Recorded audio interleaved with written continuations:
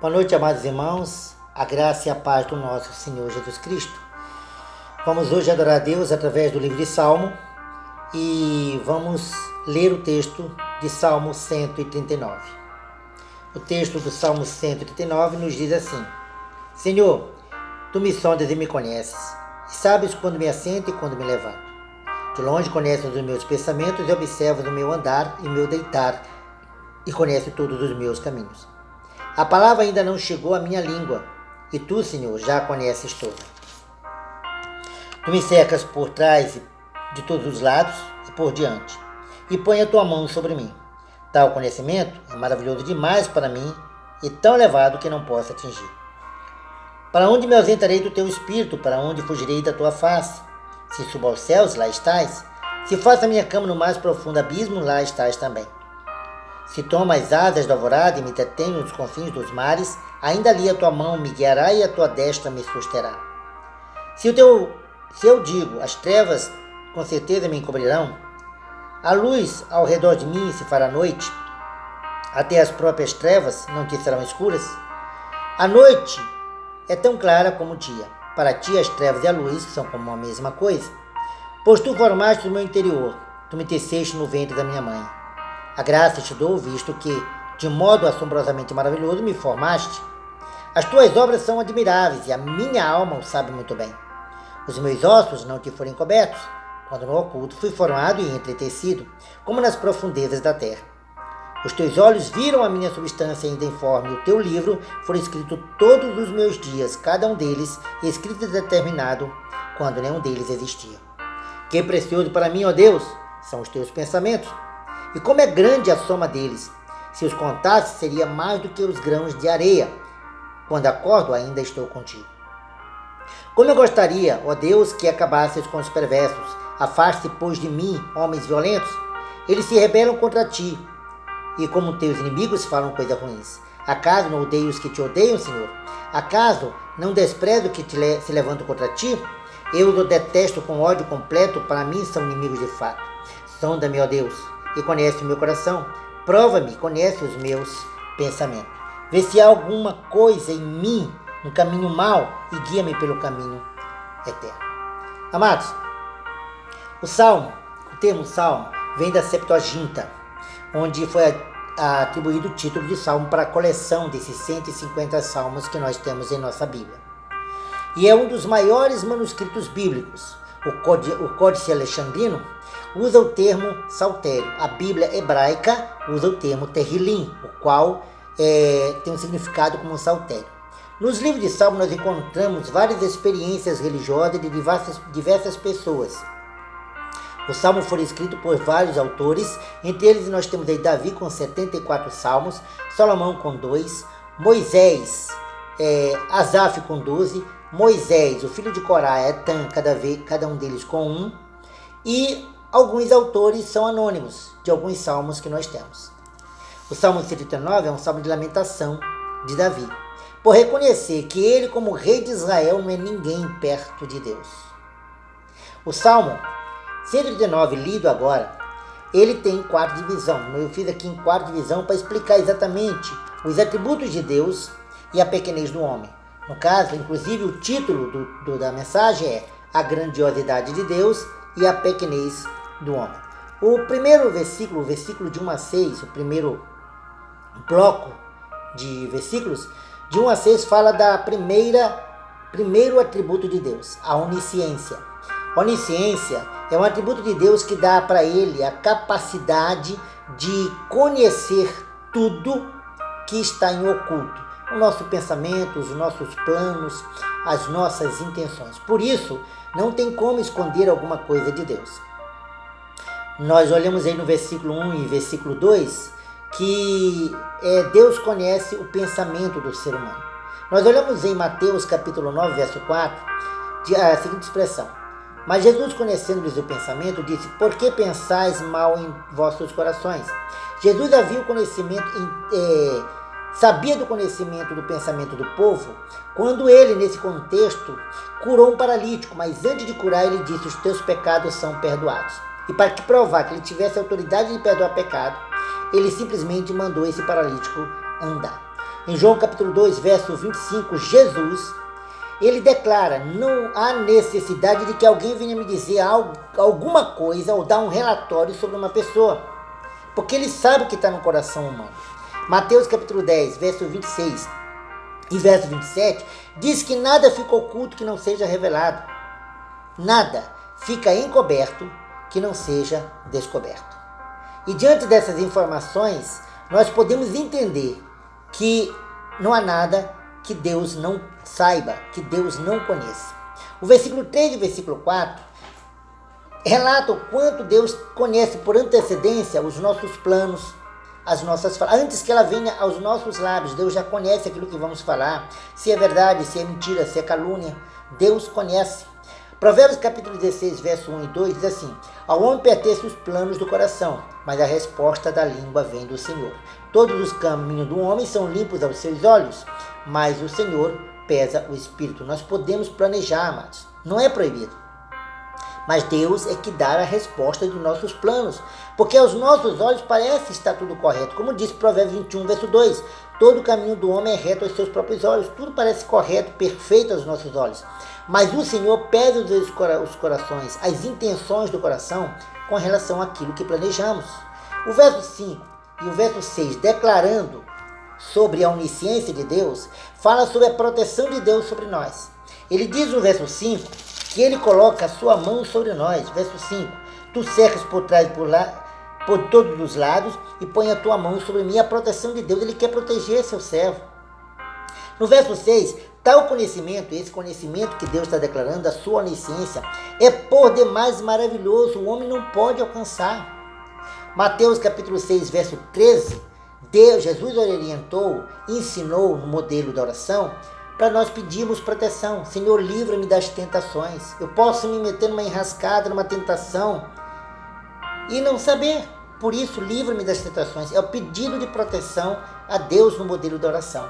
Romanos 11, capítulo 11, verso 33, diz assim: ó profundidade das riquezas, tanto da sabedoria quanto da ciência de Deus, quão insondáveis, é aqui que eu quero que vocês entendam, quão insondáveis são os teus juízos e quão inescrutáveis os seus caminhos. O conhecimento de Deus é imensurável. O poder, esse tributo de Deus é imensurável. Não tem como nós alcançarmos, atingi-lo. Por isso que no versículo 6 ele atinge: é elevado demais, não posso atingir. Então a lição que aprendemos aqui nos primeiros versos de 1 a 6 sobre a onisciência do nosso Deus é de que não adianta tentar esconder alguma coisa dele. Pensamentos, planos, intenções, tudo ele conhece. Do verso 7 ao verso 12, nós olhamos o segundo atributo, a onipresença. A onipresença é um atributo de Deus que permite ele estar em todo e qualquer lugar. Então não tem como nós nos esconder a nossa presença de Deus. No verso 7, fala sobre o Espírito de Deus. Para onde me ausentarei do teu Espírito? Para onde fugirei da tua face? Amado, se você, eu e todo aquele que confessou Jesus Cristo como Senhor e Salvador, Romanos 10, 9 e 10, a partir desse momento, segundo João capítulo 1, verso 12, nós nos tornamos filhos de Deus. E a partir desse instante, dessa declaração sincera de coração, nos chamando e nos tornando filhos de Deus, 1 Coríntios 3,16 diz que o Espírito Santo de Deus vem morar em nós, fazer de nosso corpo seu templo. Então nós somos templo do Espírito Santo de Deus. Então, se o Espírito Santo de Deus está dentro de nós, como podemos fugir dele? Como poder nos esconder da face do Espírito Santo de Deus? Não tem como. No verso 8, declara: se subo aos céus, lá estais. Então, a altura e a profundidade não é empecilho para Deus nos achar, nos olhar, nos encontrar. Se subo aos céus, lá estais. Se faça minha cama no mais profundo abismo, também lá estais. Quanto ao céu, Mateus capítulo 5, verso 34, Deus ensinando lá no Sermão do Monte, diz assim: não jureis pelo céu, porque é o trono de Deus. Deus tem seu trono nos céus. Então lá ele se encontra. Em 1 Samuel capítulo 2, verso 6, uma declaração poderosa: é o Senhor que dá a vida, e é o Senhor que tira. É o Senhor que faz descer ao Seol, isto é, sepultura, debaixo da terra. É o Senhor que faz subir de lá, lógico, pela ressurreição. Efésios 4, versículo 9, diz assim: ora, o que significa que ele subiu? Não é o mesmo que também desceu? E desceu até as partes mais baixas da profundeza da terra?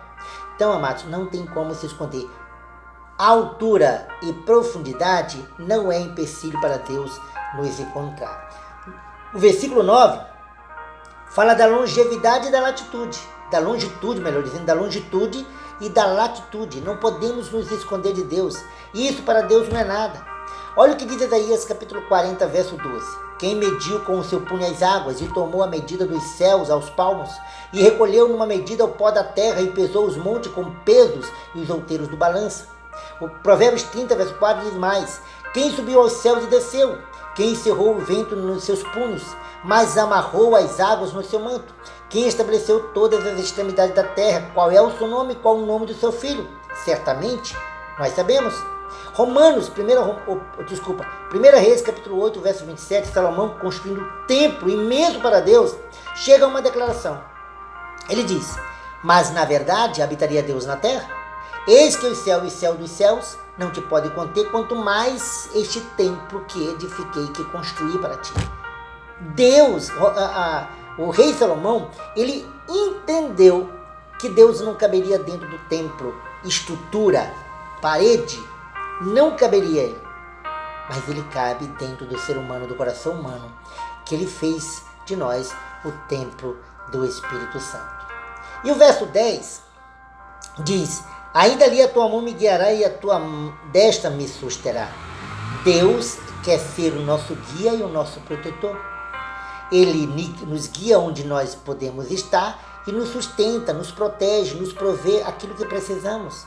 Ele é o nosso guia e Ele é o nosso protetor. Isaías 48, 17 diz assim: assim diz o Senhor, o seu Redentor, o Santo de Israel: eu sou o Senhor, o teu Deus, que te ensina o que é útil e te guia pelo caminho que deves andar. Isaías também declara em 41, verso 10, Isaías 41, verso 10, o seguinte: não temas, porque eu sou contigo, não te assombres, porque eu sou o teu Deus.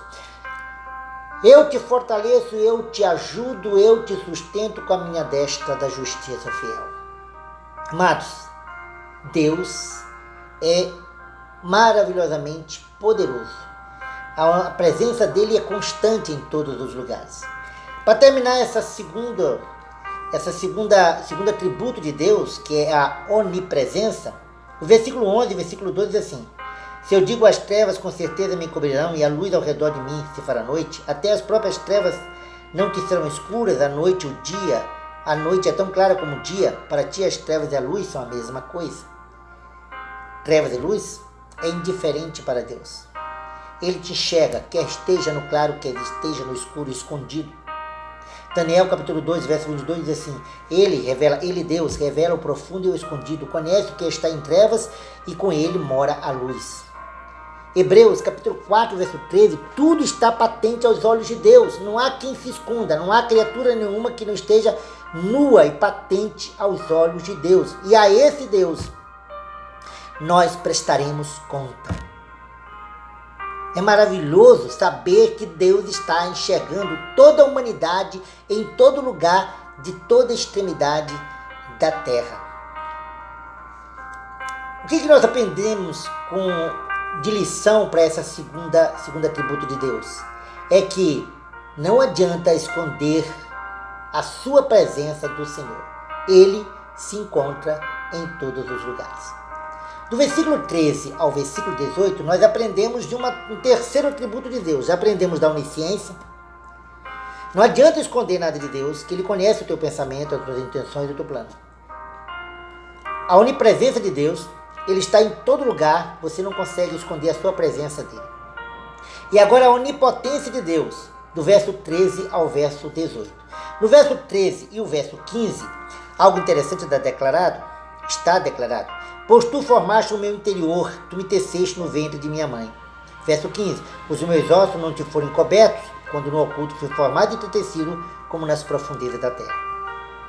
Se nós olharmos para a sabedoria humana, as tecnologias, as engenhosidades de que ele consta, por exemplo, esse celular. Estou fazendo hoje uma gravação através do celular. Antigamente o celular era somente para comunicação à distância. Hoje faz quase tudo. É engenhosidade humana dada pela sabedoria que Deus deu a ele. Agora tenta imaginar a ingenuidade do que Deus criou dentro de nós. Rins, fígado, pulmão, coração, esôfago, tudo funcionando em uma harmonia maravilhosa, uma ingenuidade que só Deus poderia construir. Os nossos ossos foram encobertos diante de Deus, mas Ele estava vendo tudo. Ele formou os nossos ossos. O verso 16 diz assim: os teus olhos viram minha substância ainda informe, no teu livro foram escritos todos os meus dias, cada um deles escrito e determinado, quando nenhum deles havia. Aqui tem duas informações maravilhosas. A primeira é que ainda a substância informe, Deus nos vê, Deus nos enxergou. Deixa eu fazer você entender isso melhor. Você que está me ouvindo é filho de um papai e de uma mamãe. O órgão, o espermatozoide do papai, o óvulo da mamãe, quando se uniu, você não existia, humanamente falando, mas Deus já te enxergava. Deus já estava te vendo. E o mais interessante, você numa substância informe, Deus te enxergou e Deus resolveu escrever no livro da vida todos os teus dias. Esse dia, desde aquela época até o presente momento e até os vindouros, ainda não vividos e que você ainda viverá. Diante, meu irmão, o verso 17, o verso 18, nós temos assim a informação. Que preciosos são para mim, ó Deus, são os teus pensamentos, como é grande a soma deles. Se os contasse, seria como a areia do mar, os grãos de areia, quando acordo ainda estou contigo. Amados, quão maravilhoso são os pensamentos de Deus, quão maravilhosos são os caminhos de Deus. Não são iguais, nem se igualam aos nossos. Olha o que diz Isaías capítulo 55. Porque os meus pensamentos não são os vossos pensamentos, nem os meus caminhos são os seus caminhos, diz o Senhor. Amados, é tremendamente maravilhoso a onisciência de Deus, não podemos esconder nada. A onipresença de Deus, não podemos fugir da sua presença. Para isso Ele colocou com nós, como filho dele, o seu Espírito, não tem como esconder. E a onipotência de Deus, toda a ingenuidade criada no mundo, não é tão maravilhoso quanto a criação do ser humano. Vamos rapidamente para a natureza. Quem criou o céu? Existiu algum ser humano que criou o céu? Só Deus. Quem criou o mar? Só Deus. Quem criou a árvore? Só Deus. Quem criou a terra? Só Deus. E quem criou o ser humano? Nas suas partes internas e externas, a sua capacidade intelectual? Só Deus. Então Deus, o poder de Deus é imensurável. Abrir o mar vermelho é coisa pequena para Deus. Criar o ser humano, não só é tremendamente maravilhoso, como é algo que é admirável. Onisciência, onipotência, onipresença e onipotência de Deus. Essa é a grandiosidade de Deus, declarada no Salmo 139. Agora vamos ver nós seres humanos, do verso 19 ao verso 24. Nós temos aqui uma declaração, já começando pelos versos 19 ao verso 22, que diz assim: como eu gostaria, Deus, que acabasses com os perversos, afaste de mim esses homens violentos. Eles se rebelam contra ti, como teus inimigos falam coisas ruins. Acaso eu odeio e odeio, Senhor? Eu os odeio e os desprezo, porque se levantam contra ti. Eu detesto com ódio completo. Para mim, são inimigos de fato. Esse verso 19 ao verso 22 é declarado exatamente a condição do coração humano. Nós temos a grande capacidade de odiar o ser humano, né? O pensamento errado de matar, Deus mata esse ser humano, afasta de mim esses perversos, é errado, porque somente Deus dá a vida e somente Deus dá a morte. Nós somos impedidos de matar. É proibido ter um mandamento: não matarás, declarado no Decálogo. 2 Pedro 3, verso 9, esse é o desejo de Deus. O Senhor não retarda a sua promessa ainda que alguns tenham por tardia. Porém, Ele é longânimo, Ele é paciente para conosco, não querendo que ninguém se perca, senão que todos venham se arrepender. O pensamento de apartar, esse sim, correto. Salmo 119, verso 15, 115 diz: apartai-vos de mim, malfeitores, para que eu guarde os mandamentos do meu Deus. Salmo capítulo 1, verso 1 também declara: bem-aventurado o homem que não se anda segundo os conselhos dos ímpios, nem se detém ao caminho dos pecadores, nem se assenta na roda dos escarnecedores. Amados, o nosso coração, quando não convertido, ele é maquiavélico. Quando convertido, ele está em processo de santificação para aprender a temer a Deus, adorar a Deus e respeitar e amar o nosso próximo, independente de quem ele seja. Mateus capítulo 5, verso 43 e verso 44, Jesus Cristo ensinou isso no Sermão do Monte a todos os que estavam presentes. E esse ensino lá do Sermão do Monte tem valor para nós até hoje, e até o dia da sua volta terá valor.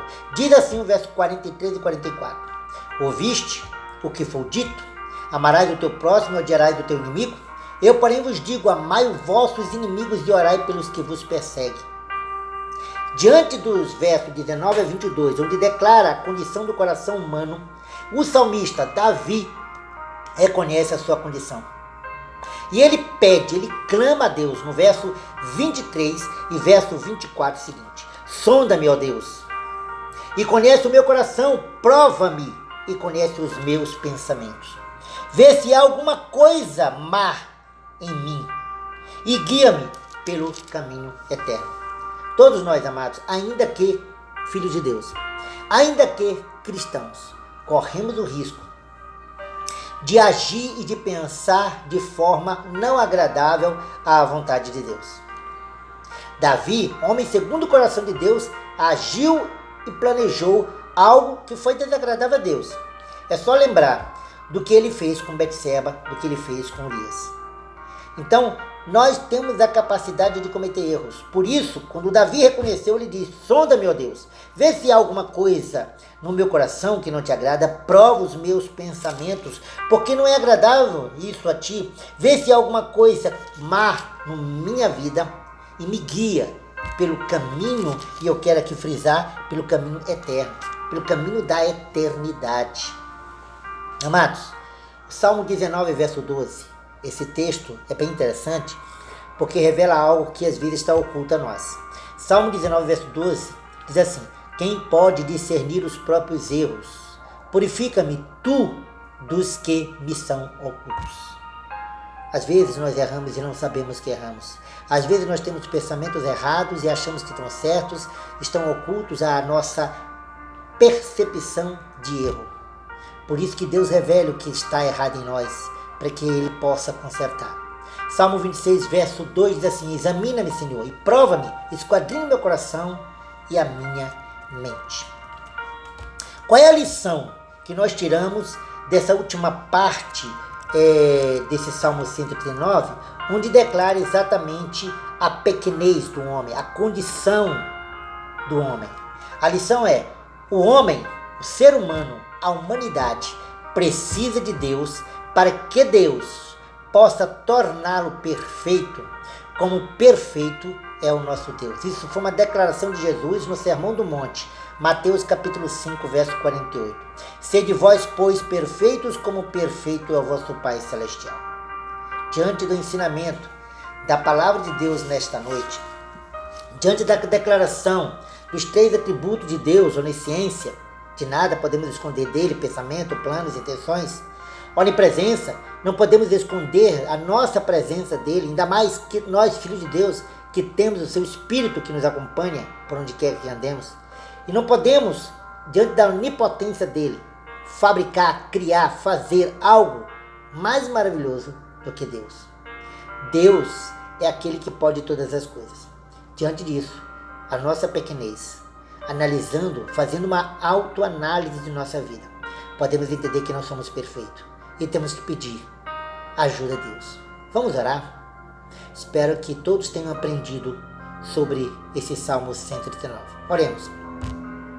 Amado Pai eterno Deus, glorioso Senhor Jesus Cristo, obrigado, Pai, porque Tu aí nos céus e o Senhor aqui na terra, através do Teu Espírito Santo que habita em mim, pode muito nos ajudar a consertar os nossos erros, nossas falhas, nossos nossa visão tortuosa e aceitar a direção do Teu Espírito, a direção da Tua Palavra. Ó Deus, nos ajuda, nós aqui que estamos Te adorando. Obrigado pelo ensino da Tua Palavra e ajuda-nos, ó meu Pai amado, a cada vez mais dar um bom testemunho do Teu Filho amado Jesus, que sacrificou a sua vida e derramou seu sangue para a nossa salvação. Obrigado, Pai. Em nome de Jesus, eu Te louvo e Te agradeço. Amém. Amados, Deus os abençoe tremendamente, que lhes dê uma noite abençoada. Agora, para finalizar, levante a mão para os céus e vamos orar a oração apostólica. Meu amado Deus, o Teu amor imensurável, o amor de Deus por nossas vidas, a Tua graça poderosa do Teu amado Filho, Senhor, e a beleza da comunhão do Teu Espírito Santo, ó Senhor, que seja com todo o Teu povo na face da terra. Nos conceda uma noite abençoada e uma semana gloriosa, cheia do Teu amor. Em nome de Jesus, amém. Que Deus nos abençoe.